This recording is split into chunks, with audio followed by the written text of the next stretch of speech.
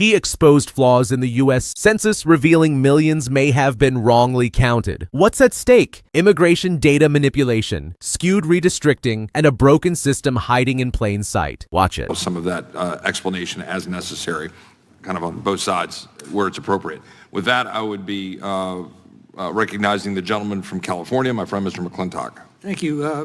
Mr. Rodriguez, if the 14th Amendment actually confers automatic citizenship to anyone who's born here, as the Democrats contend, seems to me it would have said all persons born or naturalized in the United States are citizens of the United States, period. That's pretty clear. But as you know, that's not what it says. It says all persons born or naturalized in the United States and subject to the jurisdiction thereof are citizens of the United States. Well, what does that mean? Well, the courts have interpreted subject to the jurisdiction thereof in other contexts for purposes of due process or equal protection, and it's certainly been broader than naturalized or legal residents.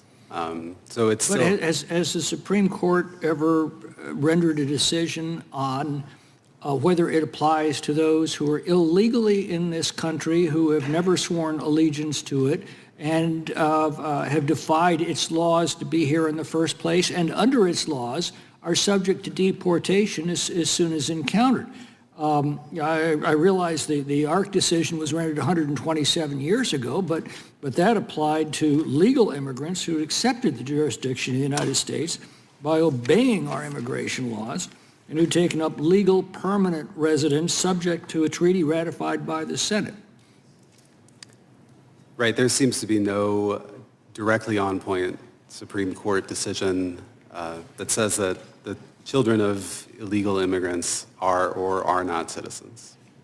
So perhaps we're due to have that at some point decided by the Supreme Court or decided by the people through constitutional amendment or statute, am I correct? It does seem like it will be heard in the near future. Mr. Mayfield, it seems to me that a census is neither science nor statistics. A census is counting real people.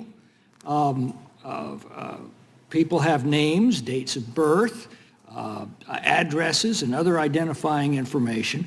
How can it possibly be that we include in our census any count without names and such identifying characteristics? It seems to me if you don't have a person, they shouldn't be counted in a census of people.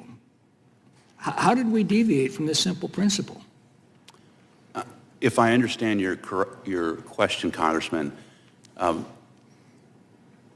the first aspect of the census is voluntary compliance with it. Every American is required to answer it by law, but the deal that Congress has made is that that information will not be disclosed. In fact, it cannot even be subpoenaed by a court. That's just how tight the information is kept. So approximately 67% of Americans voluntarily filled out the short form, which is what is your household data as of April 1st, 2020.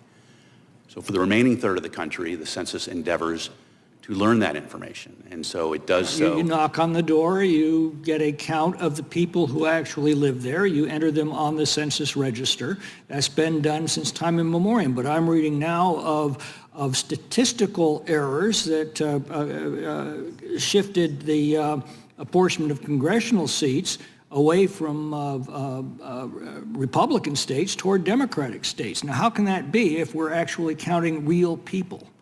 It's important to remember, Congressman, that several members have alluded to so-called errors after the fact. The census does what's called the post-enumeration survey. That is modeling. That is statistical guess. Well, how did we reach a point where we're guessing in the census? Either you're a real person or you're not.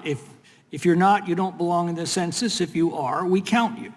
Well, as Justice Scalia pointed out in Department of Commerce versus the House of Representatives, it's imperfect science, enumeration, but it's better than anything else we've got. It's not science. It's a simple matter of counting real people.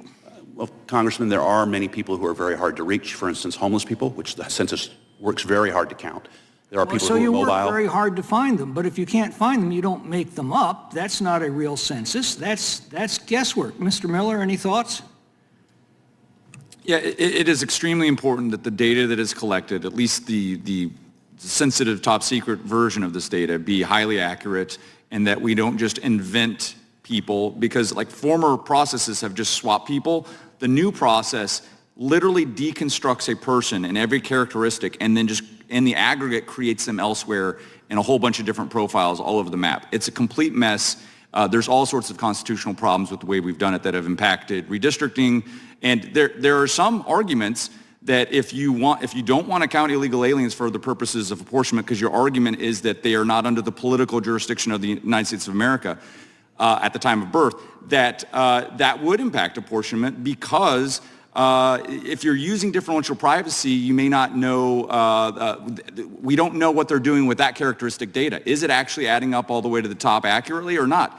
And the biggest problem with all of this is we assume it is. It may not be impacting apportionment, but it's all top secret. We don't have eyes on it. We can't verify it. No one can go right now and say that 100% yes, all of this data, even the characteristic data, let alone the population data, is accurate. And that's a huge problem. What you just witnessed was a deeply unsettling glimpse into the ongoing issues surrounding how the U.S. Census is conducted, specifically how millions of people may be wrongfully counted, and how this data might be manipulated to serve political agendas. The hearing exposed a system where guesswork replaces accurate data, and critical decisions like congressional redistricting and resource allocation are based on faulty assumptions. We're not talking about minor discrepancies here. These are systemic issues that affect real Americans, and the integrity of the entire system is at stake. The problem isn't just about inaccurate counting. It's about the growing influence of a government that refuses to let the truth come to light. Let's break this down. The census is meant to count real people, those who reside in the U.S. And yet, as Congressman McClintock rightly pointed out, the system has deviated from this simple principle. Instead of a straightforward count, the government has introduced a statistical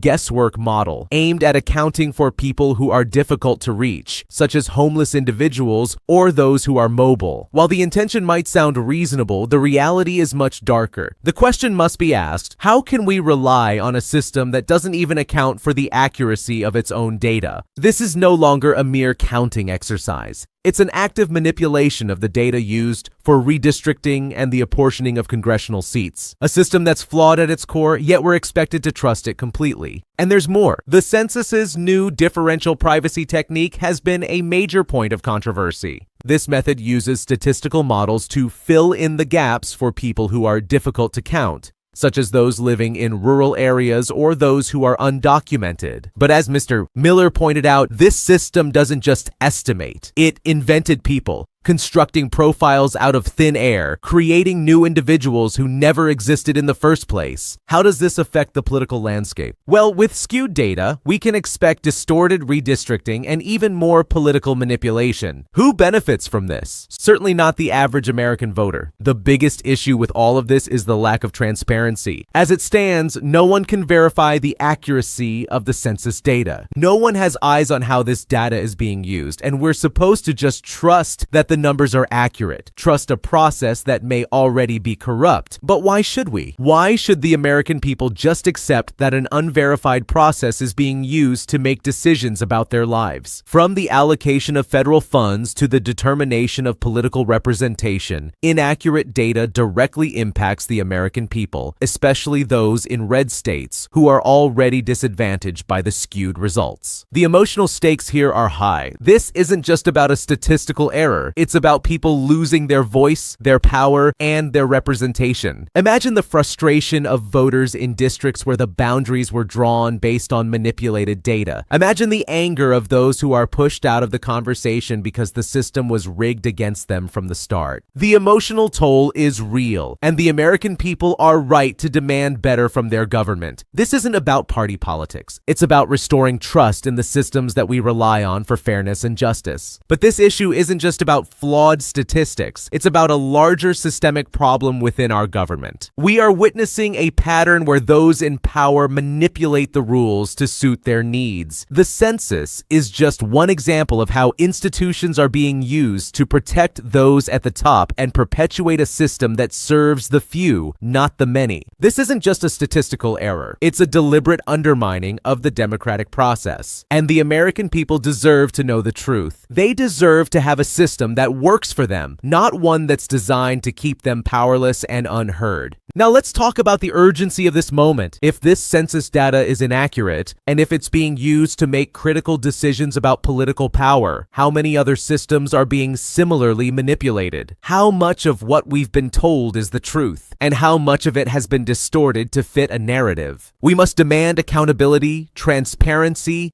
and accuracy from our institutions, or risk further erosion of the very principles our democracy was built on. The stakes couldn't be higher. If we allow this system to continue unchecked, we risk the very foundation of our democracy. This isn't just about immigration or redistricting, it's about the integrity of our entire system of governance. And the American people are fed up. They've been lied to, manipulated, and ignored for too long. It's time for a change. So, what can we do about it? First, we need to demand that the census process be fully transparent. Every piece of data must be verifiable and subject to public scrutiny. No more guessing, no more statistical guesswork. Every American deserves to know how their data is being used and what impact it's having on their future. We must push for reforms that ensure the integrity of the process and hold those responsible for manipulating the system accountable. The emotional weight of this issue cannot be overstated. The lives of everyday Americans are being shaped by inaccurate data, and the system that's supposed to protect them is failing. It's time to take action. Time to stand up for transparency, accuracy, and fairness in our government. Share this video, subscribe for more updates, and stay loud, because we won't stand by while they manipulate the system. The truth must come out, and it starts with us.